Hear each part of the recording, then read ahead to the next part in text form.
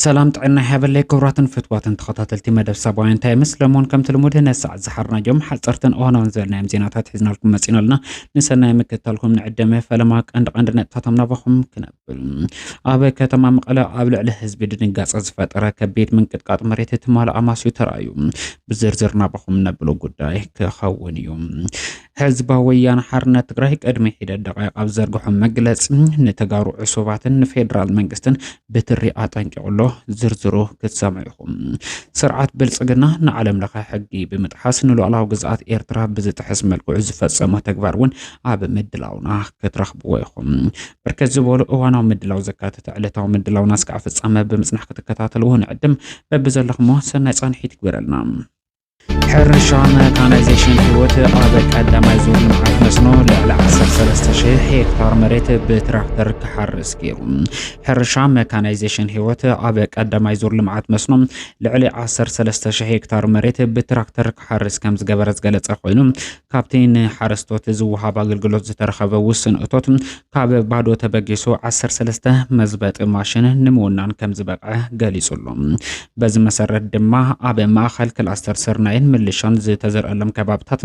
نحرستاي دقاف هيبا كمزلوا وانا كايد سرح الرشا ميكانيزيشن هيوت ايتناتنا الوندمو قاليسولو كما تكال اب محجاز حرستاين اب مقلبات مفرياينت حرشا زقبر زلو صعري زل على كم زخونه بمتحبار تأمتن وانا بيت صحفة غازيتا وينن اب زدالو عمد غازيتا وين حتمت ورحي تحساس كلتشن 18 عامة مرتم صاني حز قبره ايتناتنا اله ندقانستيو سدراسو واتن قدعات اكالات حارستوتن فولي تخرت هيبو يسرح كم زلو طقيسلو اب زحالفة كرامات اب شومنت وردتا تقراي نخباب ميت زخون حارستو سدراسو واتن نساقل قالوت حرس كم زتخايد ززخخرو اتو مكايد سرح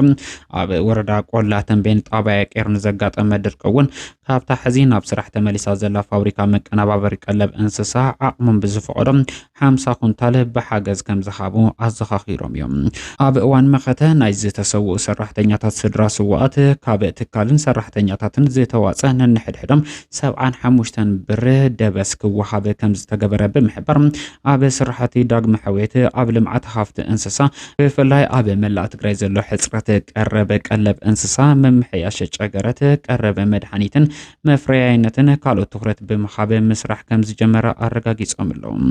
ቀዳምነት ተዋሂቡ ዝስራሕ ዘሎ ኣብ ምፍታሕ ሕጽረት ቀለብ እንስሳ ከም ዝኾነ ዝጠቀሰ እቲ ሓላፊ እቲ ዓኒ ዝነበረ መቀነባበሪ ፋብሪካ ዋላ ሙሉእ ንሙሉእ ኣይኹን ምስ ኢንጂነሪንግ ሓጺነ መጺን መስፍን ብምዃን ስራሕ ክጅምር ከም ዝተገበረ ዝገለጹ ኣይተናትናኤል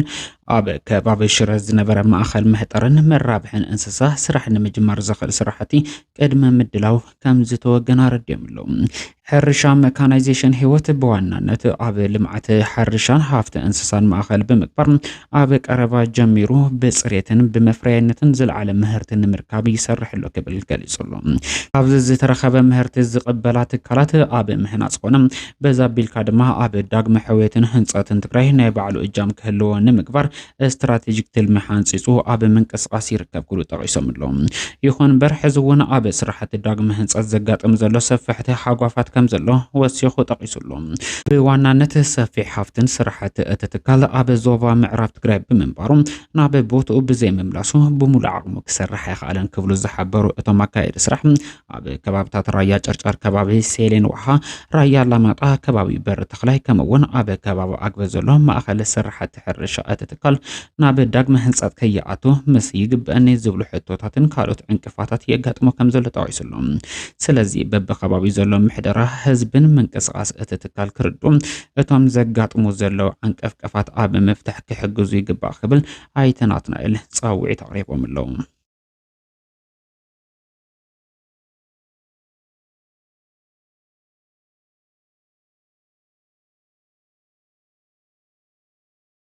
تمالي علت 26 تحساس كل تشل 18 عامة مرت بعد قصات راجز مشت ساعة 5 اب بركز زبول كبابتا تقرأ زي تسمع من قطقات مريتم اب كبابي دالول زقات امام منبارو تحابيرو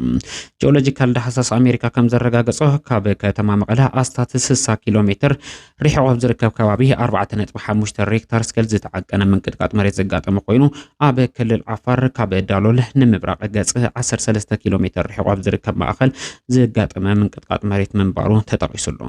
ጽዕንቶ እቲ ምንቅጥቃጥ መሬት ኣብ ከተማታት መቐለ ዓዲግራትን ከባቢያን ሓዊሱ ኣብ ከተማ ዓድዋን ዞባ ደቡብ ትግራይ ብርክት ዝበሉ ከባቢታት ትግራይ ዝተሰምዐ ምንቅጥቃጥ መሬት መንባሩ ተጠቂሱሉ እዚ ዘጋጠመ ምንቅጥቃጥ ኣብ ዓለም ካብ ዘጋጥሙ ሓደጋታት ምንቅጥቃጥ መሬት ብዘብጽሑ ሓደጋ እንትምዘን እቲ ማእከላይ ከም ዝኾነ ዝሓበረ ኮይኑ ንቅድሚት እውን ተመሳሳሊ ምንቅጥቃጥ መሬት ከም ዘጋጥም ድሕሪ ምግላጽ ህዝቢ ከይደናገጽን ግቡእ ጥንቃቐ ክገብር ሰመያ ማዕዶም ገሊጾም ኣለዉ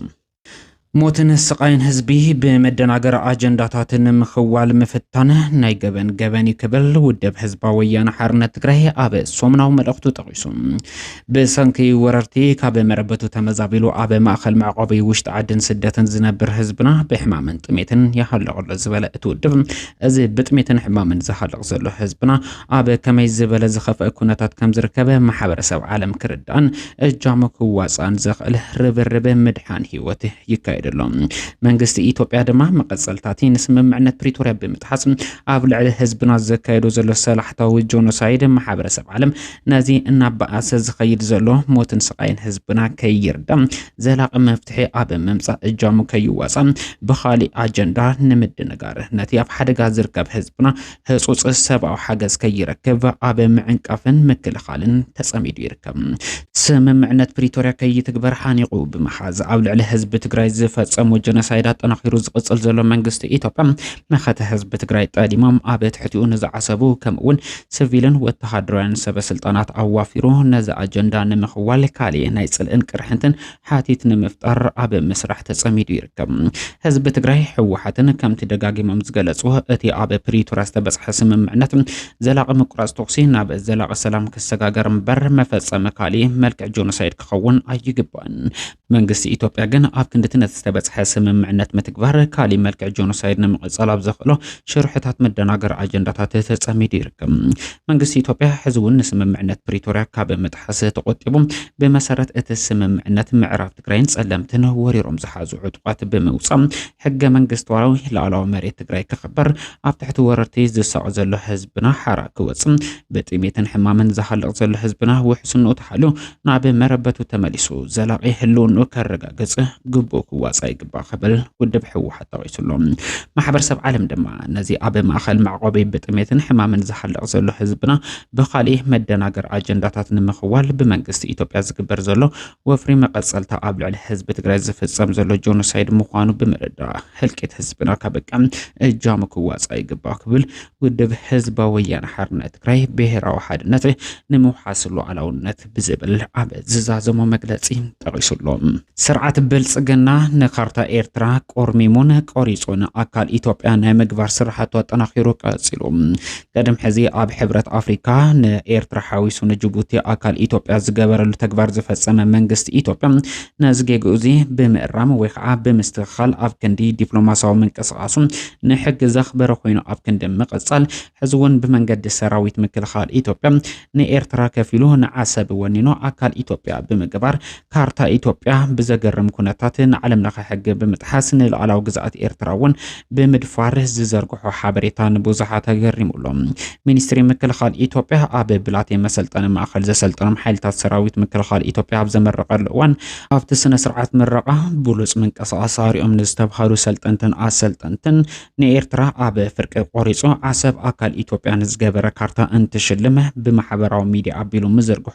ካብዚ ብተወሳኺ ነቲ ተዘርግሐ ሓበሬታ ዓበይቲ ሚድያታት ኢትዮጵያ ዝኾነ ከምን ፋናን ኢቲቪን ዝበሉ ሚድያታት ብወግዒ ነቲ ካርታ ኣብ ሚድያን ዘርጊሕን ተረኣየን ኣለዋ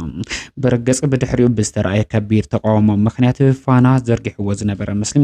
ብቅልጡፍ ካልዕሎ ዝተገደደ እንትኸውን ኢቲቪ ግን እስካ ሕዚ ከምዚ የልዕሎ እዩ ዝተጠቐሰ ስርዓት ብልጽግና በዚ ልክዕ ንዓለም ለኸ ሕጊ ብምጥሓስ ዲፕሎማሲያዊ ምንቅስቓሱ ክንደየናይ ዝወደቐ ምዃኑ ዘመላኽት ተግባር ምፍጻሙ ኣብ ዲፕሎማሲያዊ መድረኻት ንዝገብሮ ዘሎ ምንቅስቓስ ከቢድ ኪሳራ ከስዕቦ ትጽቢት ከም ዝግበር ይጥቀስ ስርዓት ብልጽግና በተደጋጋሚ ንካርታ ኤርትራ ቆራሪሶ አካል ኢትዮጵያ ናይ ምግባር ስራሕቲ ብዝተደራጀወ መልክዑ ክሰርሐሉ ዝጸንሐ እንትኸውን ናይ ዝመቐጸልታ ብዝመስል መልክዑ ንዓለም ለኸ ሕጊ ብምጥሓስ ብኣካላት መንግስቲ ብመንግስታውያን ትካላት ተግባራዊ ምንቅስቓስ የካይድሎም